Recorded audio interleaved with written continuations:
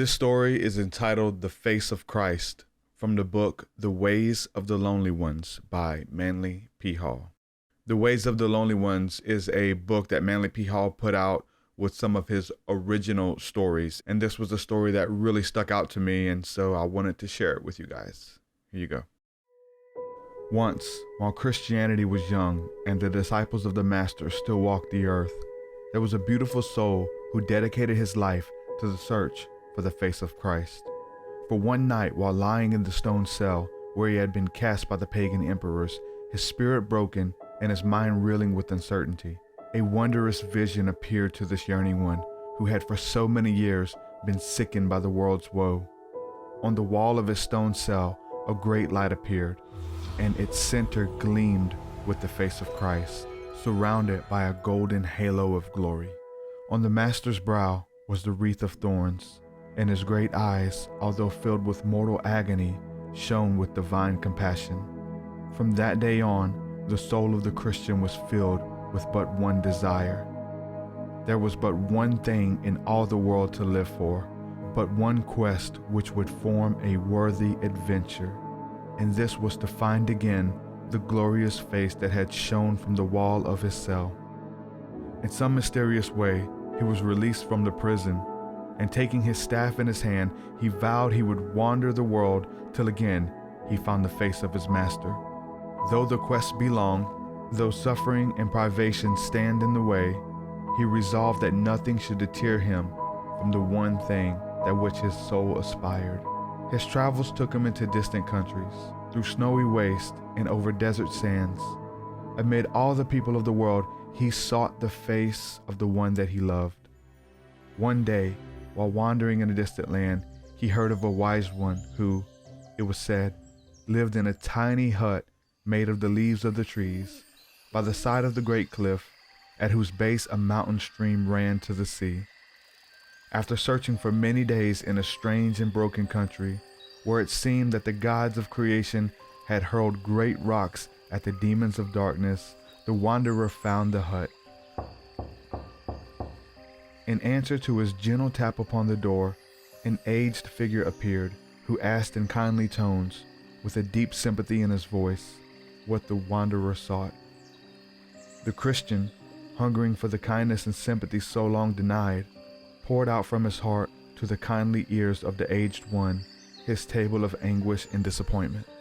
"My child," answered the aged one to the question the seeker had so often asked, "you seek to find the face of your Master. You seek to know where they have laid the Christ. For when they went to his tomb, they found it empty. You are right, my son. He has not gone far away. He is near. And if you know where to seek truth, you shall find him and know his ways. Here is a little vial. In it is a mystic fluid which was prepared by the Essenes, the holy men of Mount Tabor. It is called the drink of the gods. If you but taste it, to you it shall be given to find the thing that you seek." He handed the little glass to the lonely pilgrim, who, with a blessing of thanks, accepted it. But the philosopher raised his hand in warning. "Wait, one other thing that you must know, one thing that you must promise. Before it shall be given to you to drink of this mystic draught, whatever you reflect the face in, that you must serve, that you must make some sacrifice or give something that is precious to you." "That I will gladly," cried the hungry soul as he bowed to receive the aged philosopher's blessing. Silently he passed out of the hut, bending low at the little doorway. Clasping the precious object close to his heart, he wandered off again into the wilderness. Reaching a quiet spot in a glorious valley, the Christian stopped, and sitting down upon the prostrate tree, took the little vial in his hands and gazed at the wondrous liquid of ever-changing light and color that sparkled in the crystal shrine. Unsealing and opening it, the student, with a silent prayer, drained the contents. A strange feeling stole over him, and before his eyes there rose a golden haze of light which benumbed for an instant every atom of his being. But in a moment, the mist cleared, and the mystic gazed around in amazement, not unmixed with terror. As far as he could see in every direction, The world was a gleaming mass of light that seemed to stream out from the center of every living thing. And towards him, from all directions, there gazed millions of faces, all alike, each one of them the crucified head of his Savior. It seemed that each stick and stone shone forth with the glory of that face. Each bird and tree poured out its soul through those two sorrowful eyes and the glorious radiance of light.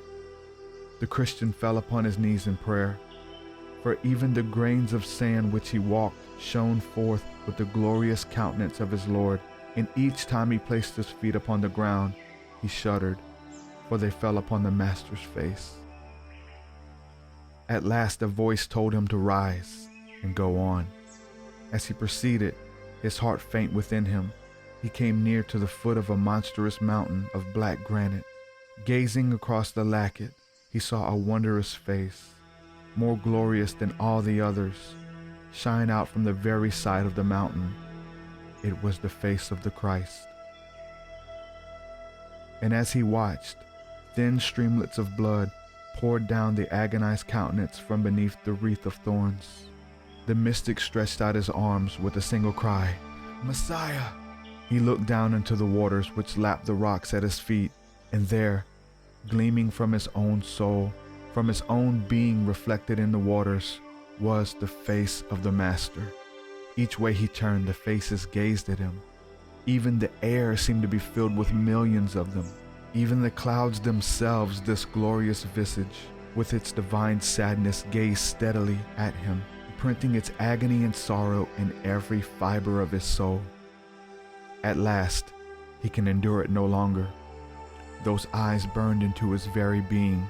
They seemed to reproach him, and yet were filled with sweetness and with love. With a great cry, he raised his arms before his face and plunged headlong into the waters at his feet. He seemed to be twisting and floating in the midst of an endless darkness. Slowly, he ceased to move, and at last, the gray lights of earth began to flicker around him.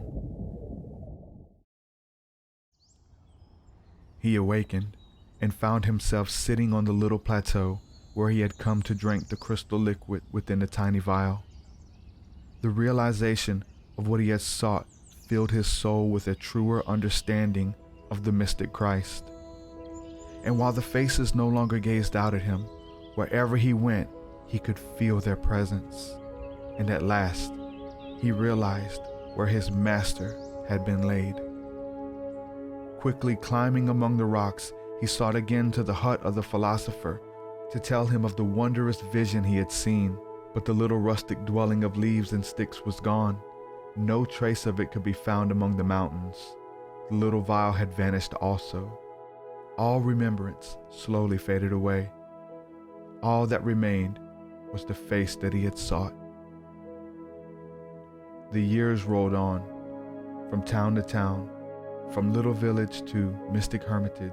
The Christian prophet made his way, and to everyone he told the mystery of the Christ as he had seen it. He told of the Last Supper, of how every day it is repeated that men may live. He told of the Christ and the blades of grass, how the bird and the beast reflect the light of the Master. He told of the spark that shines forth from the souls of men and the glorious faces and the grains of sand. And bowing humbly to each flower and shrub, he told how the Christ dies daily, that man's glory may increase. So through the years he was beloved of men. He went forth healing the sick, assisting all who suffered, giving words of cheer to those who were heavy laden, not for their sake alone, and never for his own, but only with the divine hope that his words of life would bring a smile to the sorrowing face that shone from every creature that he served. He loved the birds and flowers, and even the wild animals served and honored him, for he loved them all. From beneath the little feathered breasts of the fowls of the air, the Christian saw the Master's face shining out with its wreath of thorns. And even the wolves that howled through the darkness of the night proclaimed the agony of Christ. The years rolled by, and he served in the name of the Master's face. No longer had he friend or foe. No longer was one man different from another. The only thing that he saw in others was the glorious light crucified by the sin and ignorance of the world. The passing years bent his back. The steps once strong and steady grew weak and halting, but still the Christian fulfilled his pledge to serve all things in which he had seen the Master's face. He loved the little children and was beloved by them, for in their laughing eyes he saw the sorrowing ones of the Master's, and beneath the so-called joys of the world he saw a hungry heart. Amidst the bustling throng of human beings, he saw the lowly Nazarene begging kindness from the hands of men. Every ringlet waving round some glorious face whispered to the Christian's heart the mystery of the wreath of thorns.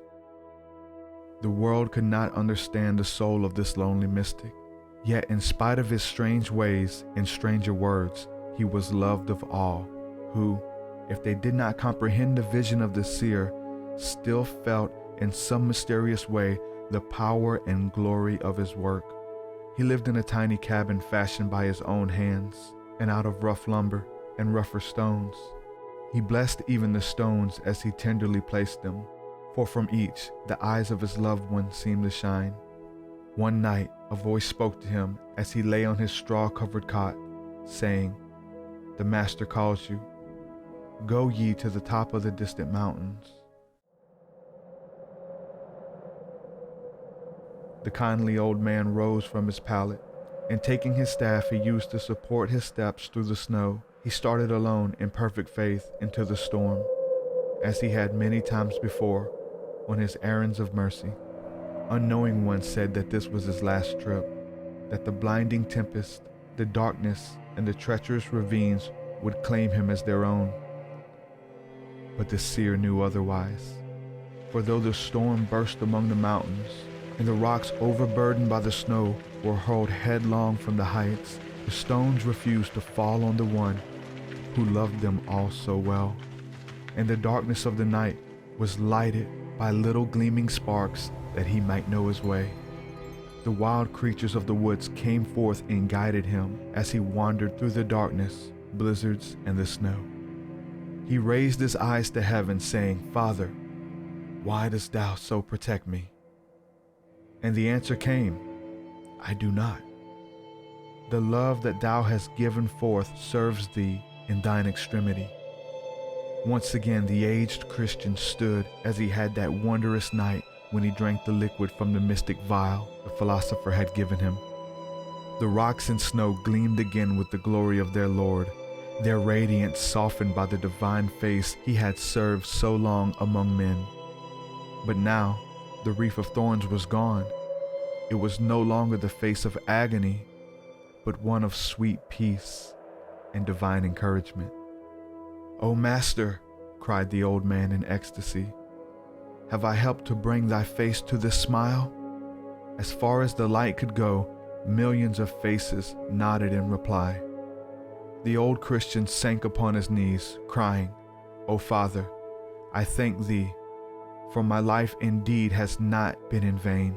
My labors have had their reward. No greater than this could any man desire, for I have seen my Messiah smile."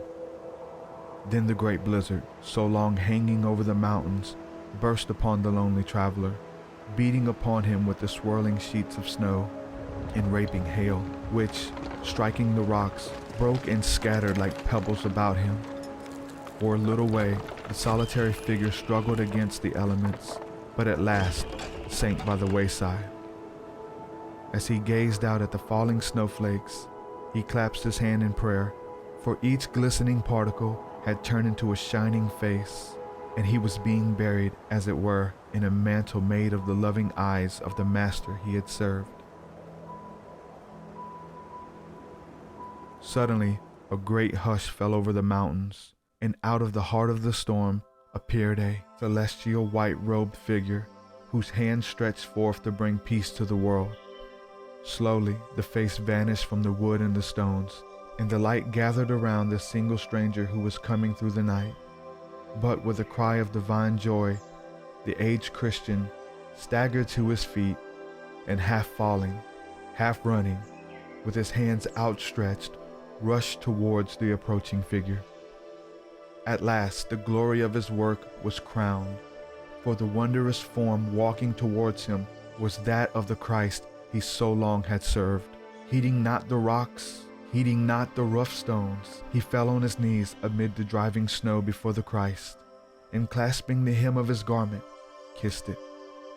Without a word, the glorious figure stooped, and lifting in his arms the form broken with age, as though it had been but a child, he carried it slowly away over the mountains and the valleys into the very skies themselves. The wanderer had come home. He lay down in his Father's house to sleep, conscious of the great compassion which he knew reached out to all creation. As he closed his eyes, he saw the Master, as he had loved so well, still regarding him with the divine tenderness. The next day, when the storm had abated, the people of the village went out to search for the mystic they had so loved, for they had followed his footsteps and knew that he lay somewhere in the wilderness of the snow. They found his staff and his little package of herbs that he carried, but of him there was no sign. Sadly, they shook their heads and pointed to the great ravines and steep precipice and rushing waters beneath, for they did not know that the old man was at last one with the face which he had sought. Hey guys, I hope that short story blessed you as much as it did me. I'm going to post in the description a link to purchase that book on Amazon. It is The Ways of the Lonely Ones by Manly P. Hall. Again, it's a collection of short stories that he wrote about the mystical path. So many inspirational stories in this book. Let me know if you'd like to hear me read and record more. For me, it was beautiful because the first time I read it, it meant so much more to me. And then I go back and read it today and edit it, and I'm just pulled into a mystical encounter about the beauty and the reverence of Christ and be able to see him in everything. And I was just moved to tears by reading this and letting this permeate every thread of my being. It means so much to me to be moved, to be able to see Christ in everything and in everyone, every person, every animal, again, every blade of grass, and then every circumstance and situation as well. God is in it all. Christ is in it all. And it is up to you to be able to be moved with the mystical experience, to be enamored, to be able to see his face and see his beauty in everything that you behold. Also, I'm going to link to as well a beautiful song by Chris Rice entitled The Face of Christ. This song will move you with compassion as well. Go ahead and click that song, listen to it, and let me know in the comments section, what does Christ mean to you? What does being able to see Christ in all things mean to you? Maybe you're not even there yet. Maybe there's levels to this. There's definitely levels, and we're all at different places. But let me know in the comment section, what does it mean to you? I'm not alone. I have a huge feeling that I'm not alone. Click the link in the description, get a copy of the book, listen to the song, and subscribe to my channel. Give me a thumbs up. Peace and shalom, guys. Much love.